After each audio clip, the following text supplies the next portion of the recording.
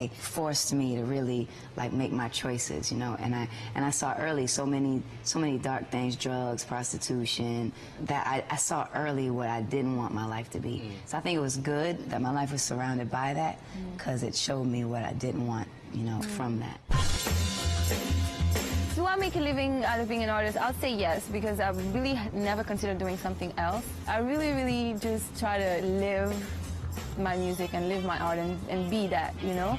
So when I do that, the question of, I never really look behind and be like, so who am I to the world now? You know, I know I'm an artist, I know I make music, I know making music is what makes me happy. So I always feel like no matter what happens, something, you know, is going to continue and other opportunities will come and everything will be fine. Right now in Africa, there's not so many female musician emerging, and I think for me one of the reasons is maybe because we don't yet consider music a career choice, you know. So what can you tell young female artists out there, Africans who maybe hear a calling for music but who don't have the support?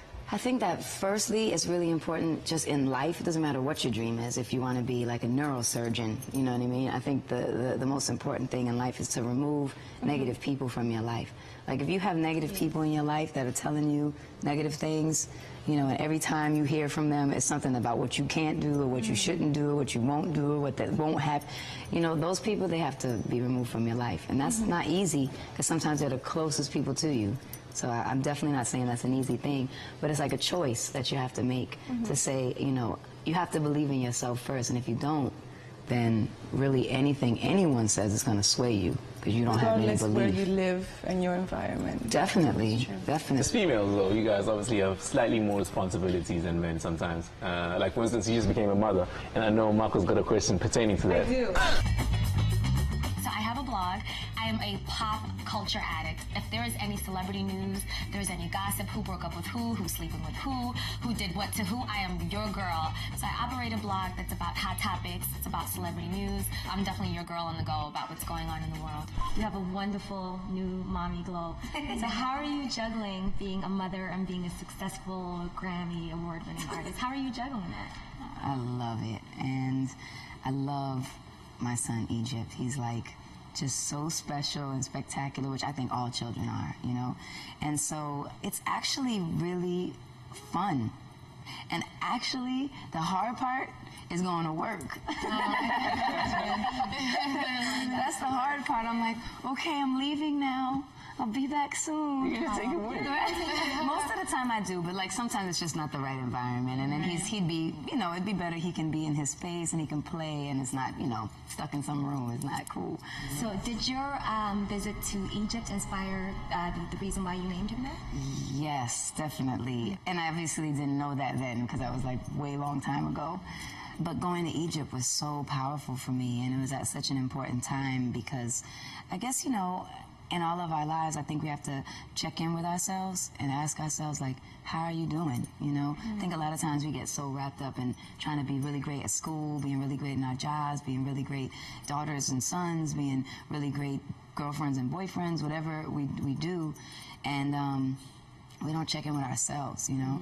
And so that was like a moment for me that I guess I hadn't checked in with myself too long. And so I really needed to have some time to kind of just have time with myself. What I learned, what I found, I learned about the power of a human being, you know, and how us as human beings, we can imagine anything and then we can create it. And that, you know, is so, that's wow. So as time went on and it came time to pick a name, it just was so right. And I just love the power that it has and the possibility that it holds.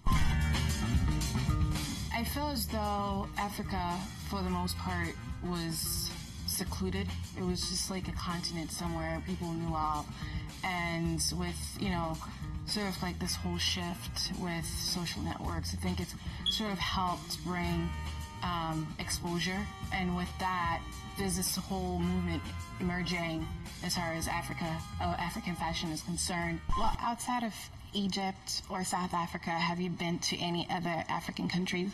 Yeah, South Africa, Uganda, and Kenya. but I need to go to more.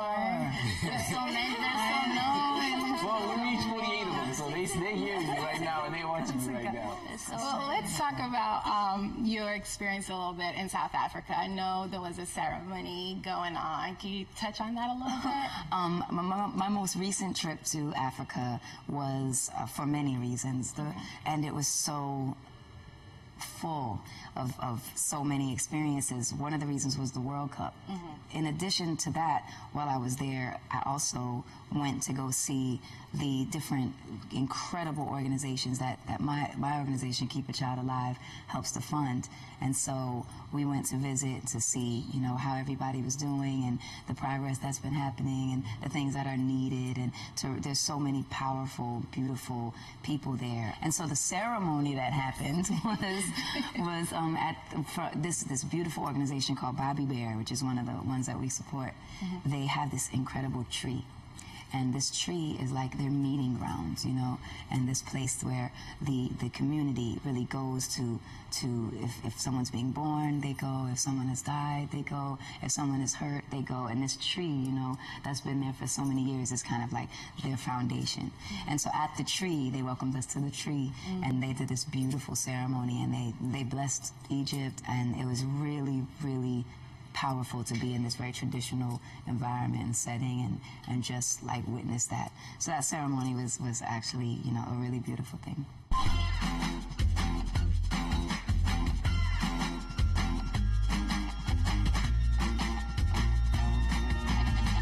MTN, everywhere you go.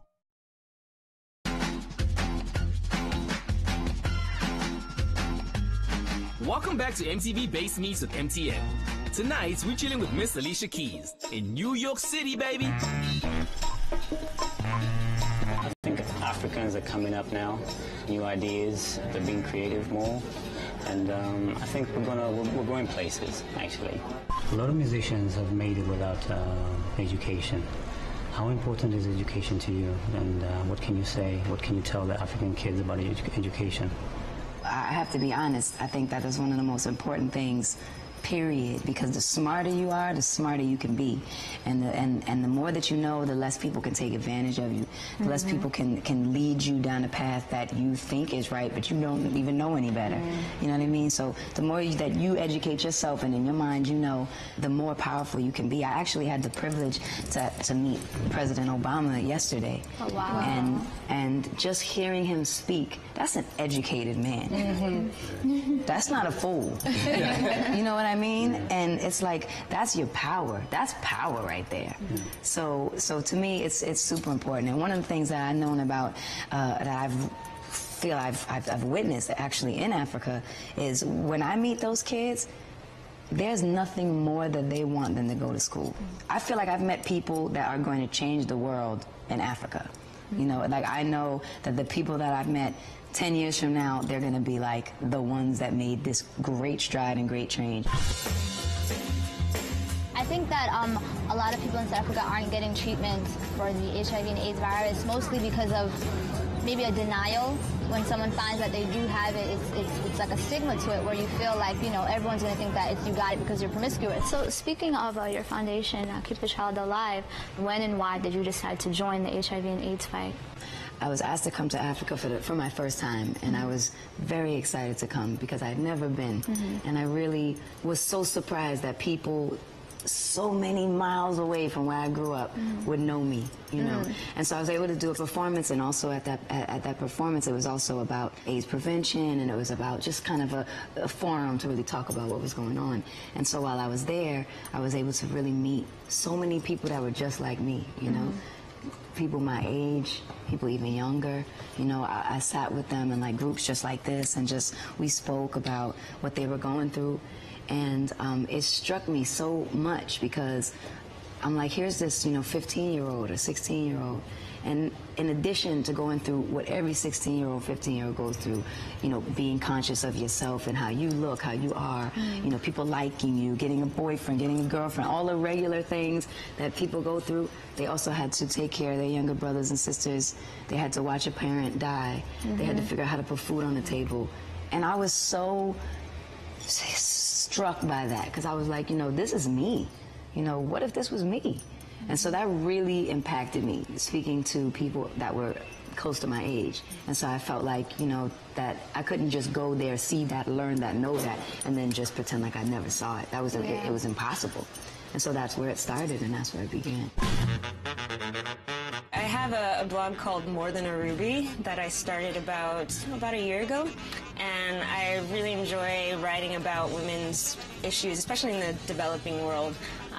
Just initiatives, reporting and writing on initiatives that are aimed towards helping women, because women play a huge role in Africa's societies and in development. So I personally believe that spreading the word about helping women, that's the key to development, not just in Africa, but in the rest of the world. Touching on, you talked about especially empowering, especially young women, because unfortunately it's so many of the new HIV/AIDS infections are among young women, even around our age group sitting here. Yes, crazy. Do you have any sort of message for the young people, and especially for young women, when it comes to protecting themselves and educating themselves about HIV/AIDS? For me, I just feel like, you know, what I would just say is that, you know, we are the most incredible species on the planet. Men are beautiful too, but women, women are like, we are so incredible. I mean, we bring forth life. We help to take care of the family. We're the most solid that a person can be. You'll find in a woman, you know, I feel. And once we know that about ourselves and that we are valuable, you know, that then we won't allow anybody to disrespect us. We can't allow anybody to disrespect us, you know. If you're not treating me like I belong up here, then I don't deal with you.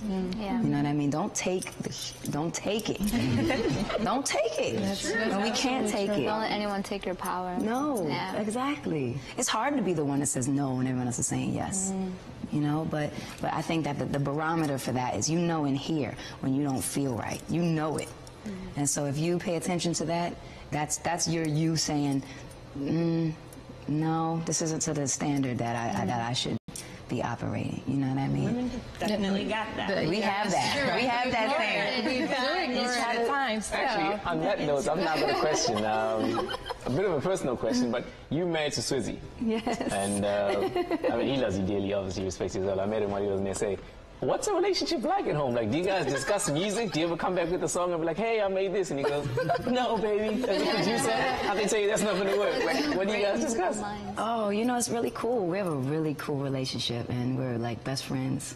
And so we're able to talk to each other about everything and anything, which I think is really important in any relationship with your, you know, with a best friend, with a lover, with a girlfriend, boyfriend, whatever. You know, you have to talk to each other, you know? And so, so on the music side, yeah, we definitely talk a lot about music. We talk about music a lot. I mean, we're both like music junkies because we're like music, you know. And you ever go into the studio and just jam out? Yeah, definitely. We do just for fun, and definitely he'll do something and bring it back because he'll be so excited. I'll do something, I'll bring it back. I'll be so excited. We definitely connect a lot on the musical side. I guess in closing, man, what's your one piece of advice to young people out there that may be watching the show, people that look up to you maybe?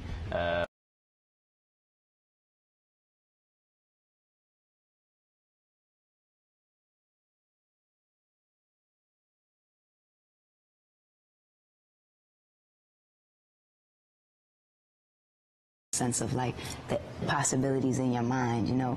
And I would say that we can do so much even if we just touch the next person next to us. You know what I mean? Just by touching that next person, now this person can go touch another person, and that person can touch another person. I think if you think of it like that, sometimes it takes the gravity out of certain scenarios or situations where we suddenly feel like it's too big for me to do anything about. So if we look at it more like just like let's touch another person.